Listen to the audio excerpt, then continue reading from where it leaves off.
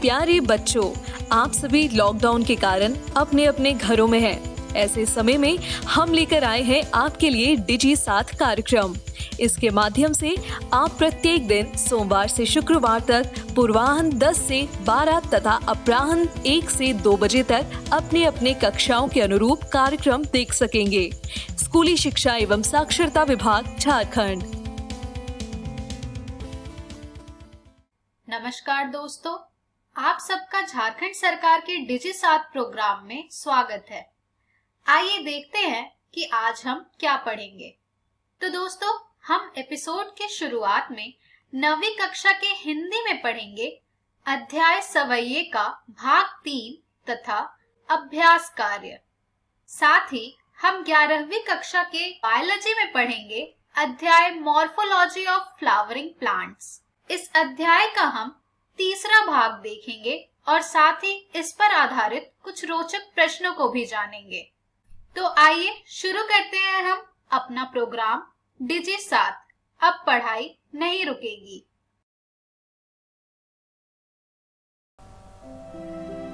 नमस्कार विद्यार्थियों, इस वीडियो में आपका बहुत बहुत स्वागत है।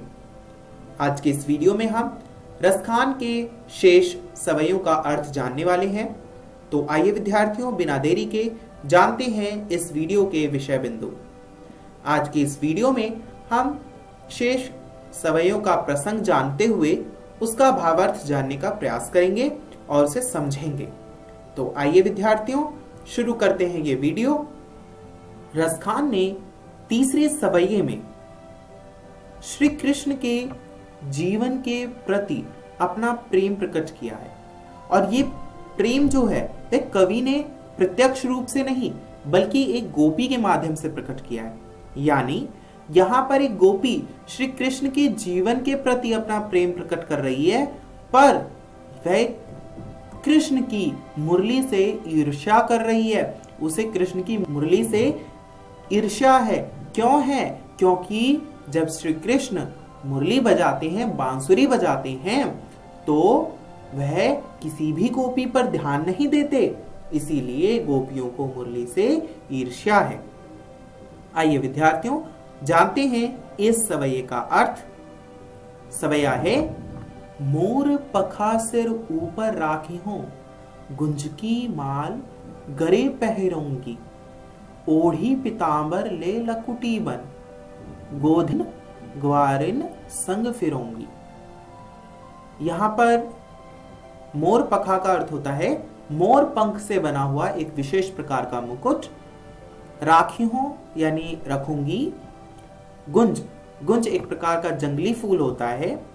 और गरे पहरूंगी से मतलब गले में पहनूंगी। ओढ़ी पितांबर यानी पीले वस्त्र को ओढ़कर। ले लकुटी, लकुटी का मतलब लाठी। गोधन यानी गाय रूपी धन। और ग्वारिन यानी ग्वालों। फिरोंगी यानी फिरूंगी। तो इस प्रकार इस पंक्ति का अर्थ निकला कि मोर पंख से बना हुआ मुकुट मैं अपने सर पर पहनूंगी और गले में गुंज फूलों की माला पहनूंगी, क्योंकि श्री कृष्ण भी ऐसा करते हैं। श्री कृष्ण को भी मोर पंख से बना मुकुट पहनना बहुत पसंद है और गले में गुंज की माला पहनना भी बहुत पसंद है। कहती है कि मैं श्री कृष्ण के पीले वस्त्र पहनकर, हाथ में लाठी लेकर और ग्वालों के संग गाय के साथ फिरूंगी, यानी गायों को चराऊंगी, कृष्ण जैसा व्यवहार करूंगी। आगे वे कहती है, भाव तो वो ही मेरो रस खानी, सो तेरे कहे सब स्वांग करूंगी, या मुरली मुरलीधर की अधारन, धरी अधराना धरोंगी। भावतु का अर्थ होता है अच्छा लगने वाला, और वो ही का अर्थ होता है जो कुछ। स्वांग का अर्थ होता है रूप धारण करना। मुरलीधर यहाँ कृष्ण के लिए कहा गया है, क्योंकि कृष्ण मुरली धारण करते हैं, इसलिए उन्हें मुरलीधर कहा जाता है। अधरा यानी होठों पर, और धरोंगी यानी रखूंगी। इस प्रकार इन पंक्तियों का अर्थ होगा कि श्री कृष्ण को अच्छे लगने वाला यानी जो कुछ काम श्री कृष्ण को अच्छा लगता है मैं वह सारा काम करूंगी, मैं वैसा ही रूप धारण कर लूंगी जैसा श्री कृष्ण को पसंद है, किंतु मैं श्री कृष्ण की उस मुरली को अपने होठों पर नहीं धारण करूंगी, श्री कृष्ण की उस मुरली को अपने समक्ष न आने दूंगी। क्यों? क्योंकि वह यहाँ पर उससे ईर्ष्या कर रही है, उसे जलन हो रही है, क्योंकि वह श्री कृष्ण के बहुत समीप है और श्री कृष्ण उसके प्रभाव में आकर सबको भूल जाते हैं। चौथे सवैये में कवि ने एक गोपी के माध्यम से श्री कृष्ण की मुस्कान की मधुरता का वर्णन किया है। उन्होंने बताया है कि कृष्ण की जो मुस्कान है वह कितनी मोहक है कि उससे कोई भी सम्मोहित हो जाता है, कोई भी उसके प्रभाव से मुक्त नहीं हो सकता, कोई भी उनकी मुस्कान के प्रभाव से बच नहीं सकता। यहाँ पर श्री कृष्ण की मुस्कान की जो मधुरता है और उसमें जो छुपा जादू है उसका वर्णन किया गया है। तो आइए पढ़ते हैं और जानते हैं इस सवैये का अर्थ। सवैया है, काननी दे अंगुरी रहीबो, जबही मुरली धुन मंद बजहि, मोहनी तानन सोरस खानी, अटा चढ़ी गोधन गए हैं तो गए हैं। यहाँ पर काननी मतलब कानों में, दे मतलब देकर, अंगुरी यानी उंगली, रहीबो यानी रहूंगी और बजहे का अर्थ होगा बजाएंगे, मोहिनी का अर्थ होता है मोहने वाली और तानन यानी धुनों से, अटा यानी अटारी जिसे बालकनी भी कहते हैं, गोधन, गोधन का अर्थ गाय भी होता है जैसा हमने पिछले सवैये में पढ़ा, पर यहाँ पर गोधन जो है वह ब्रज लोकगीत को कहा गया है।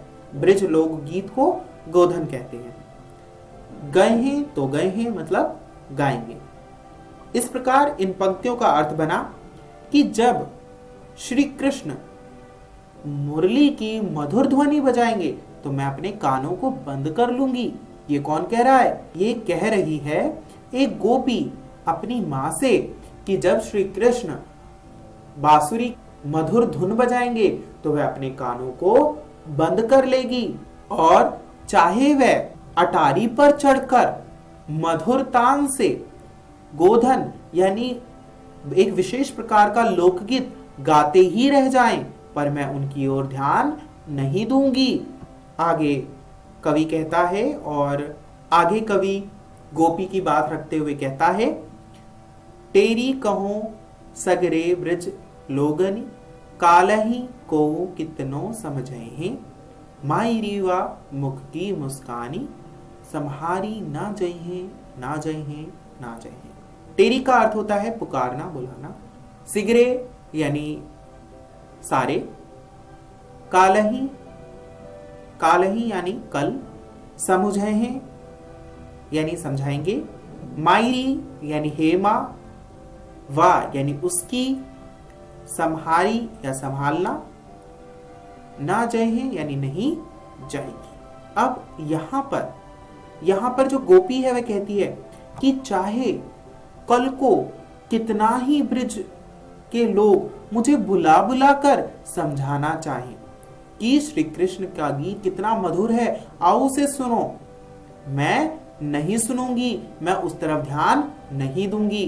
पर अंत में वह कहती है कि श्री कृष्ण की जो मुस्कान है वह मेरी कमजोरी है, कि जब श्री कृष्ण मुस्काएंगे तो हे माँ, मैं श्री कृष्ण की उस मुस्कान को नहीं संभाल पाऊंगी, नहीं संभाल पाऊंगी, नहीं संभाल पाऊंगी। यहाँ पर 3 बार एक ही पद का प्रयोग हुआ है, तो यहाँ पर पुनरुक्ति प्रकाश अलंकार का प्रयोग हुआ है।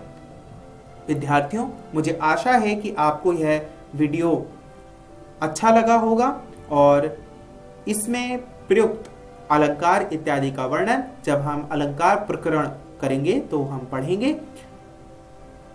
आइए जानते हैं कि हमने इस वीडियो में क्या देखा। इस वीडियो में हमने जाना कि गोपियां कृष्ण की मुरली से किस प्रकार की घृणा करती हैं, ईर्ष्या रखती हैं और मुरली को क्यों नहीं धारण करना चाहती। साथ ही हमने श्री कृष्ण की मुस्कान का जादू कैसा होता है यह भी जाना। विद्यार्थियों, मुझे आशा है कि आप इन सवैयों को घर से पढ़कर आए होंगे। यदि अभी तक आपने नहीं पढ़ा तो घर जाकर अवश्य पढ़ लीजिएगा। इस वीडियो को देखने के लिए बहुत बहुत धन्यवाद।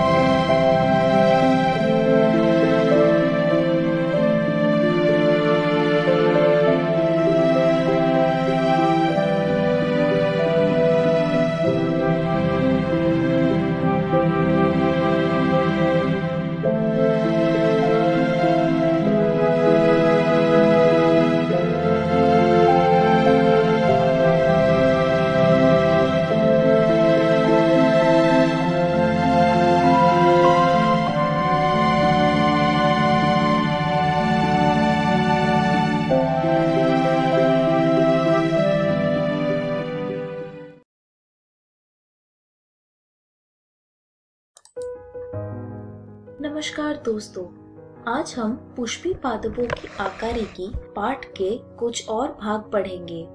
इस वीडियो में हम पढ़ेंगे पुष्पक्रम, पुष्प और पुष्प के भाग के बारे में।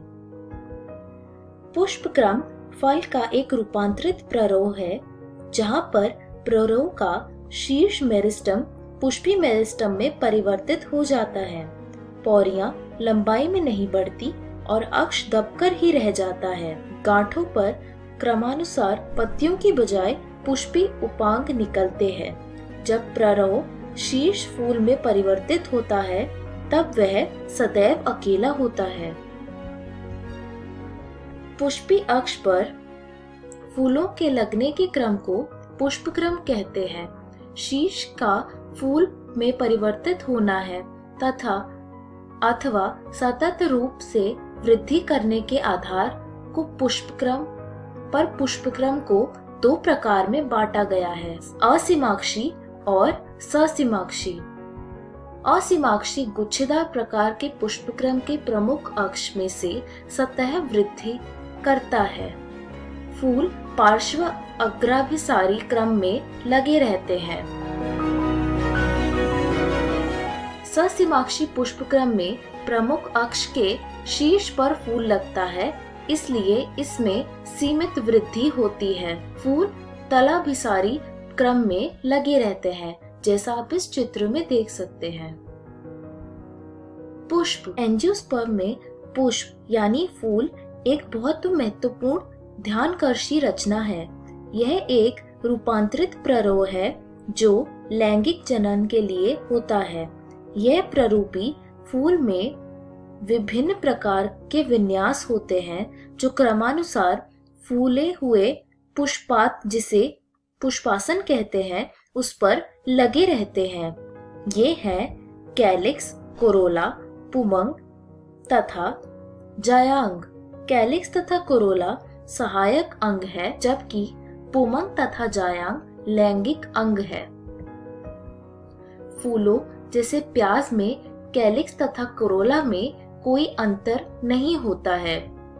इन्हें परिदल पुंज यानी पेरियंथ कहते हैं। जब फूल में पुंकेसर तथा पुमंग दोनों ही होते हैं तब उसे द्विलिंगी अथवा अभ्यलिंगी कहते हैं। यदि किसी फूल में केवल पुंकेसर अथवा अंडप हो तो उसे एक लिंगी कहते हैं। सममिति में फूल त्रिज्य सममिति नियमित अथवा एक व्यास सममिति यानी द्विपार्श्विक हो सकते हैं। त्रिज्य सममिति जब किसी फूल को दो बराबर भागों में विभक्त किया जा सके तब उसे त्रिज्य सममिति कहते हैं। इसके उदाहरण है सरसों, धतूरा और मिर्च। एक व्यास सममिति, लेकिन जब फूल को केवल एक विशेष ऊर्ध्वाधर समतल से दो समान भागों में विभक्त किया जाए तो उसे एक व्यास सममिति कहते हैं। इसके उदाहरण है मटर, गुलमोहर, सेम, केसिया आदि। जब कोई फूल बीच से किसी भी ऊर्ध्वाधर समतल में से दो समान भागों में विभक्त ना हो सके तो उसे असममिति अथवा अनियमित कहते हैं, जैसे कि केना। एक पुष्प तृतीय, चतुष्टयी, पंचतेय हो सकता है यदि उसमें उनके उपांगों की संख्या 3, 4 अथवा 5 के गुणांक में हो। जिस पुष्प में सहपत्री होते हैं यानी पुष्प वृंत के आधार पर छोटी छोटी पत्तियां होती है उन्हें सहपत्री कहते हैं, और जिनमें सहपत्री नहीं होती उन्हें सहपत्रहीन कहते हैं। पुष्प वृंत पर कैलिक्स, कोरोला, पुमुंग तथा अंडाशय के सापेक्ष स्थिति के आधार पर पुष्प अधोजायांगता यानी हाइपोगाइनस, पेरिजायांगता यानी पेरिगाइनस तथा अधिजायांगता यानी एपिगाइनस कहते हैं। अधोजायांगता यानी हाइपोगाइनस। अधोजायांगता में जायांग सर्वोच्च स्थान पर स्थित होता है और अन्य अंग नीचे होते हैं, जैसा कि आप इस चित्र में देख सकते हैं। इसके उदाहरण हैं सरसों, गुड़हल तथा बैंगन। परिजायांगता में अंडाशय मध्य में होता है और अन्य भाग पुष्पासन के किनारे पर स्थित होते हैं तथा ये लगभग समान ऊंचाई तक होते हैं। इसमें अंडाशय आधा अधोवर्ती होता है। इसके सामान्य उदाहरण है प्लम, गुलाब और आड़ू। अधिजायांगता यानी एपिगाइनस। अधिजायांगता में पुष्पासन के किनारे ऊपर की ओर वृद्धि करते हैं तथा वे अंडाशय को पूरी तरह घेर लेते हैं और इससे संलग्न हो जाता है। फूलों के अन्य भाग अंडाशय के ऊपर उगते हैं। इसके उदाहरण है सूरजमुखी, अमरूद और घिया। पुष्प के भाग। प्रत्येक पुष्प में 4 चक्र होते हैं, जैसे कैलिक्स, कोरोला, पुमंग तथा जायांग। कैलिक्स पुष्प का सबसे बाहरी चक्र है और इसकी इकाई को बाह्यदल कहते हैं। कैलिक्स संयुक्त बाह्यदली यानी जुड़े हुए बाह्यदल अथवा पृथक बाह्यदली यानी मुक्त बाह्यदल होते हैं। कोरोला दल पंखुड़ी का बना होता है। दल प्राय चमकीले रंगदार होते हैं। एक परागण के लिए कीटों को अपनी ओर आकर्षित करते हैं।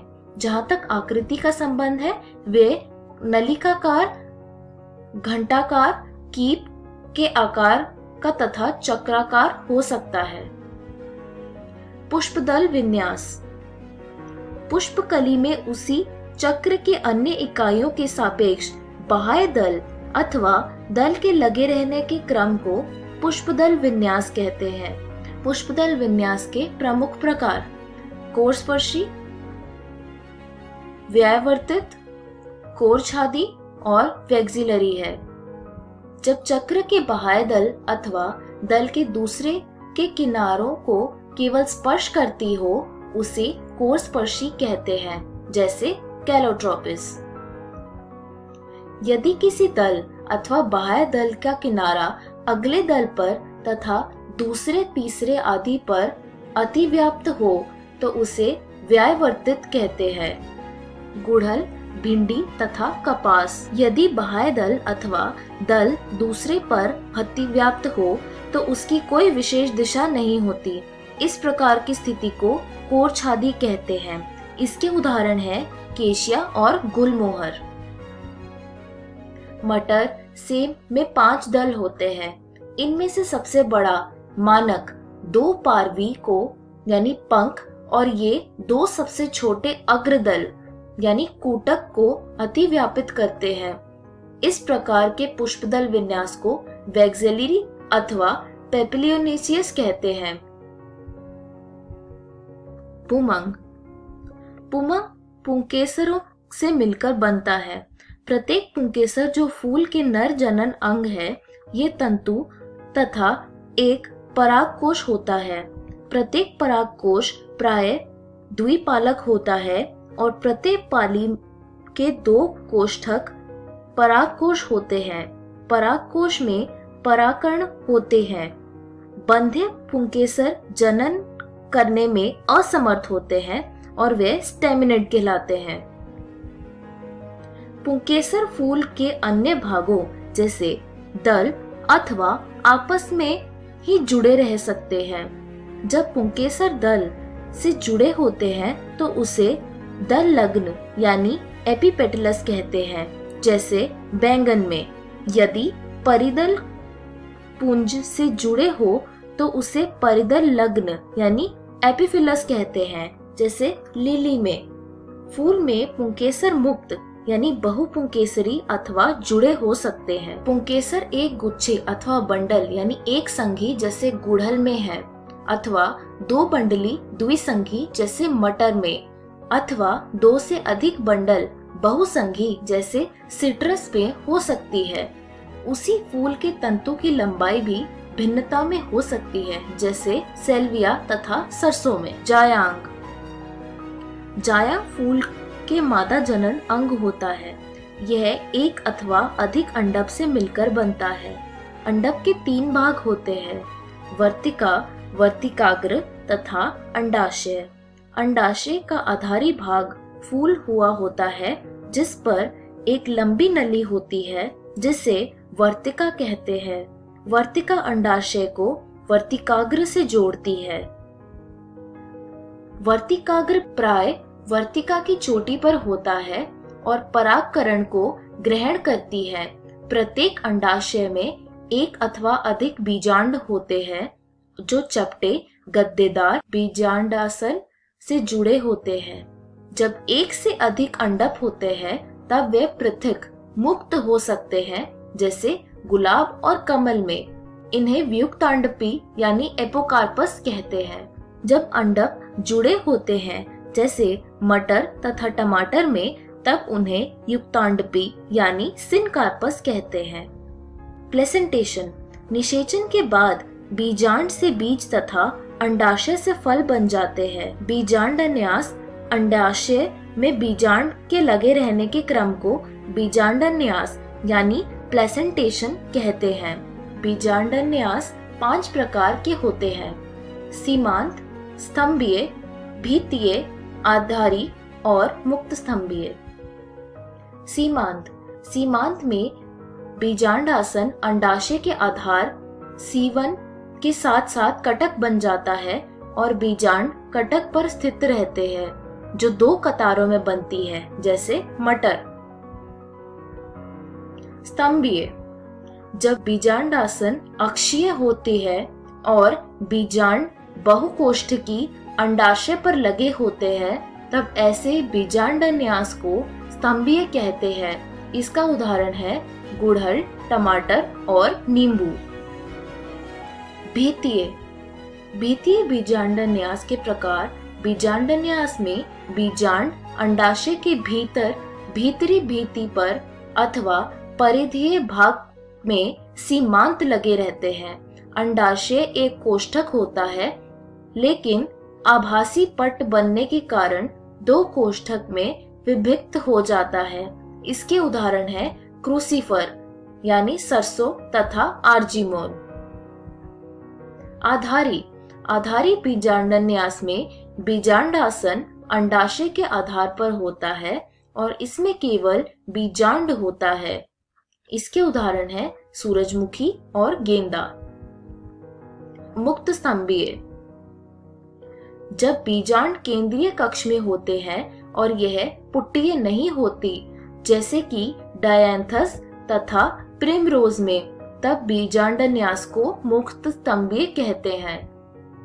इस वीडियो में हमने सीखा पुष्पक्रम, पुष्प और पुष्प के भाग के बारे में। अगली वीडियो में हम पढ़ेंगे फल, बीज और एक प्रारूपी पुष्पी पादप यानी एंजियोस्पर्म का अर्थ तकनीकी विवरण।